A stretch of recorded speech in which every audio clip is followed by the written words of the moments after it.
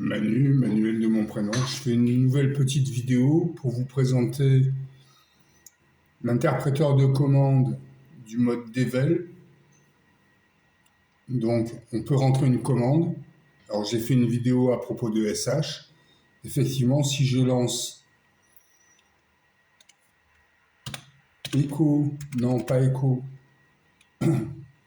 ls test étoile, ça marche pas. Et si je rentre ls, non, sh-c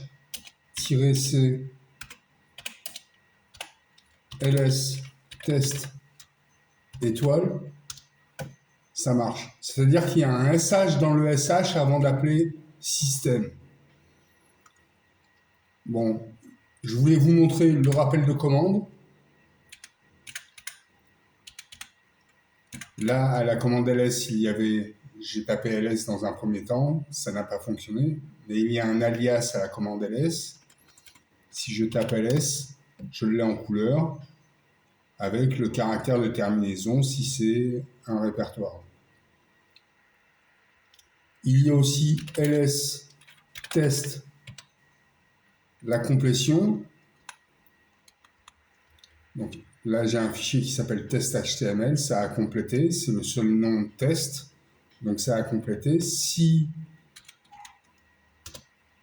je vais lancer la commande, je ne peux pas l'effacer.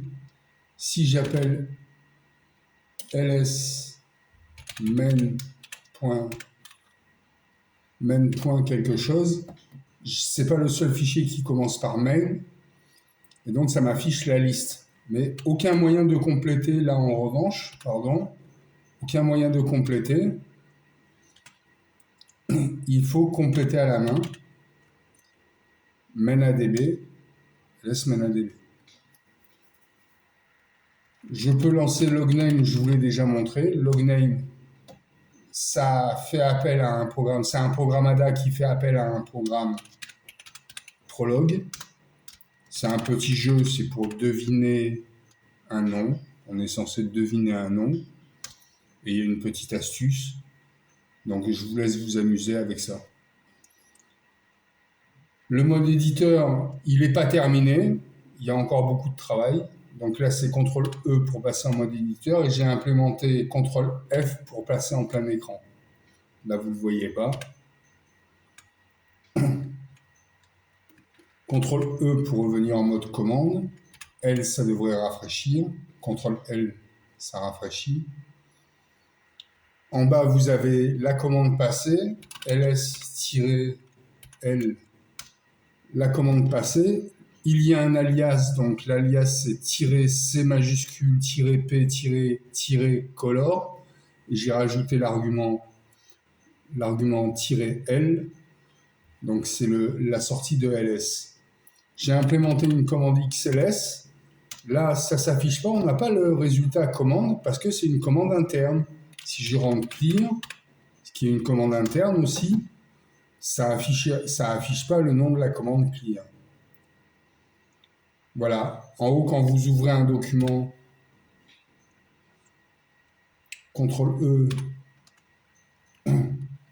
test.html, ça vous indique la date de dernière modification. La date de création, c'est au moment de la création. Le fichier est ouvert, ça vous dit à qui il appartient et quelle taille il fait, sans les caractères de fin de ligne. En théorie, c'est ça. Donc ça, c'est le fichier HTML.